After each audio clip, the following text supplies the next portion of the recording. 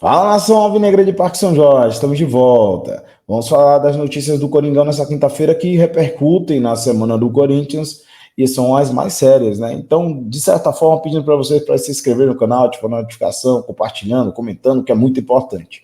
Uma notícia que eu não queria dar para vocês é que Antônio Oliveira continua no comando técnico do Corinthians. Sei que em algumas enquetes sou minoria, mas percebo que já é um consenso na maioria, né?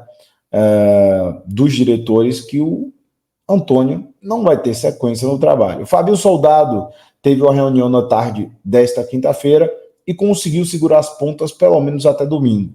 Um empate, uma derrota é sepultamento do trabalho do Antônio Oliveira.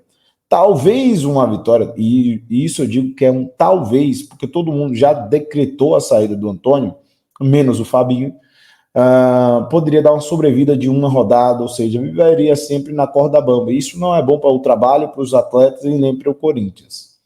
De qualquer maneira, a pressão no Parque São Jorge continua muito forte, porque hoje, por exemplo, tivemos a camisa 12, né? A camisa 12 esteve no Parque São Jorge e meteu pressão de forma inteligente, né? Sem avisar. Não noticiou ninguém, não fez ninguém.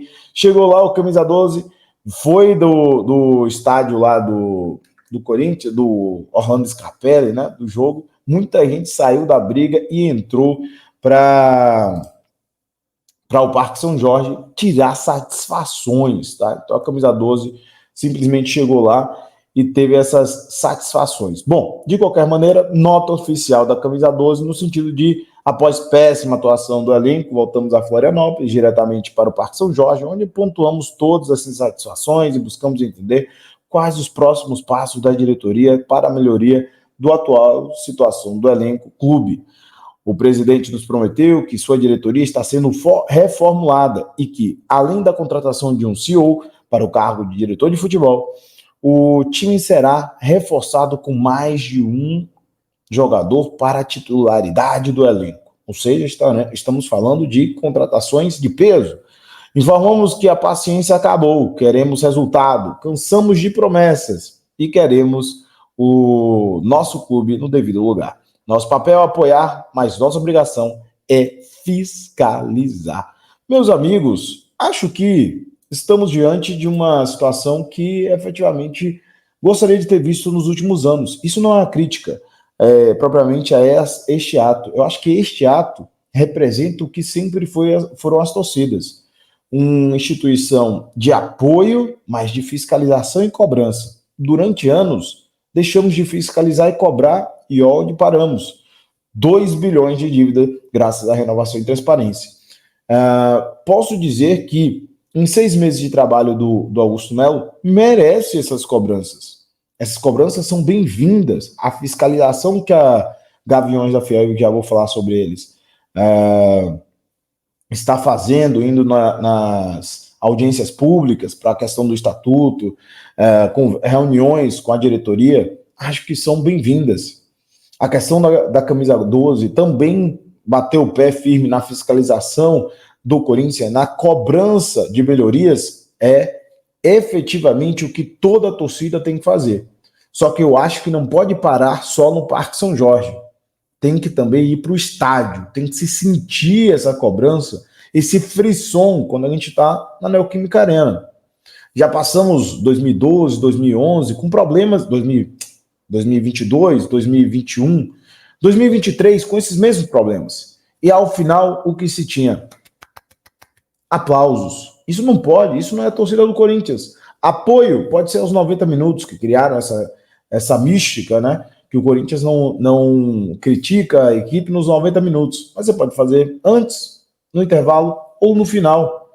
E muito mais para que demonstre a sua insatisfação com a condição da equipe. Às vezes nem é a equipe que ela efetivamente consegue se doar, ter raça, não correr corretamente, mas você vê que os caras não estão de sacanagem. Mas para gerar insatisfação em cima da diretoria. Às vezes os caras dão o máximo, mas não tem qualificação técnica. Às vezes o treinador já não tem mais qualificação e chegamos ao ponto Silvinho em determinado momento. Lembrando que em 2021 havia uma satisfação absurda nas redes sociais que se desembocou em 2022, exatamente por isso, porque era reprimida essa questão do torcedor se manifestar. E na derrota contra o Santos, estourou tudo em cima do Silvinho. Mas a insatisfação foi tamanha que no final de 2021, o Alessandro e o Roberto de Andrade resolveram fazer uma coletiva para dizer que o Silvinho ficaria. Não tem sentido. Então, a torcida sempre foi fiscalizadora, apoiadora, mas cobrava. E cobrava muito. E essas cobranças são corretas, porque está absolutamente sem direção à diretoria. E espero que a diretoria entenda que este treinador não tem a capacidade de dar a virada de chave. Foram sustentados esse tempo com o Antônio Oliveira, que perdemos a troco de vencer um Nacional, lanterna do Paraguai, vencer um time da 4ª divisão, que era o América, com plenas dificuldades de time, de criação, inclusive, né? E também o Racing, que estava ali no meio da tabela no Uruguai. São campeonatos aquém do Campeonato Brasileiro, nos quais, inclusive, eles nem chegam às finais da Libertadores, da Sul-Americana, com muita frequência. Campeonatos difíceis para esses times que foram difíceis para o Corinthians. Não faz sentido. Nessa sexta-feira teremos mais um protesto já marcado, e não só pela Gaviões, para você, torcedor comum. É hora de você representar sua voz. A torcida da Gaviões fez uma convocação geral. Você, Gavião, vá. Mas você, torcedor comum, também deve participar. Participar para aumentar o coro, para uma cobrança de um profissionalismo e outra. Não só uma mensagem para essa diretoria, mas também para a oposição. Essa oposição nefasta, que cria perfis fakes, né, depois de uma bomba dessa noite, né, que criaram um perfil, teoricamente, de um setorista, com perfil falso, e depois de golpes atrelados. Então já vemos como é que é o nível do Corinthians. Mas eu acho importante que haja essa pressão na diretoria, na instituição, no conselho e na oposição. Está na hora de fazer valer a sua voz lá no Parque São Jorge. Beleza?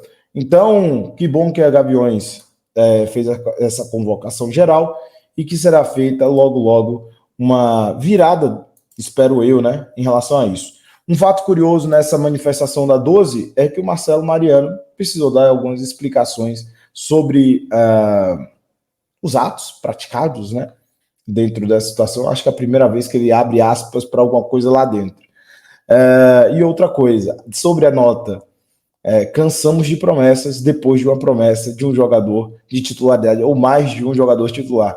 Pô, contradição na própria nota. Prefiro as notas da Gaviões nesse sentido, que são mais coesas e, pelo menos neste caso, melhores. Bom, de qualquer maneira, vamos aqui para uma nova notícia do Coringão, e muito importante, tá? Essa daqui vale a pena, que é o Corinthians notificando a VaideBet. Sinto o cheiro de processo no ar. Bom, o que isso significa em miúdos? O Corinthians faz os primeiros passos, né? São 3 passos aqui em relação à VaideBet, pelo seguinte: a VaideBet indicou que houve uma rescisão de contrato por ativação de cláusulas de ética, e até agora as questões que foram levantadas pela polícia não têm a ver com o Corinthians. Mas não só isso, há um saldo devedor, e o Corinthians notificou a VaideBet nesse sentido. O Corinthians, além de discordar do rompimento de contrato do patrocínio, cobra 6,3 milhões. O clube alega que não responde pela rede social Media Design, que é a intermediária, né, do negócio, empresa que intermediou o contrato e que repassou parte dos 25 milhões a que tinha direito pela negociação para uma firma laranja. O caso é investigado pela polícia. Segundo o Corinthians, os 6,3 que a VaideBet deve ao clube são referentes ao saldo residual do contrato e não tem ligação com a multa pelo rompimento do vínculo. No acordo, quem rompesse o vínculo teria que pagar 10% do valor restante no contrato, equivalente a cerca de 30 milhões. A VaideBet rompeu com o Corinthians no dia 7 de julho, assinado no começo do ano. O vínculo tinha validade até fim de 2026 e previa o pagamento de 370 milhões. O clube recebeu cerca de 66 desde janeiro. O Corinthians também alega que a VideBet, mesmo depois do rompimento, mantém o escudo do clube em promoções e em jogos eletrônicos. Graças ao contrato com a VideBet assinado em janeiro, o Corinthians projetava mais do que dobrar essa receita com patrocínios em 2024. Ok? Bom, de âmbito geral, o que eu quero dizer para vocês sobre este caso em específico? O Corinthians está dando os primeiros passos para a notificação, o ajuizamento da ação contra a VideBet. Vai depender muito, neste caso, de como a VideBet vai responder ao Corinthians, porque a ativação da cláusula, na minha concepção, juridicamente falando, é injusta.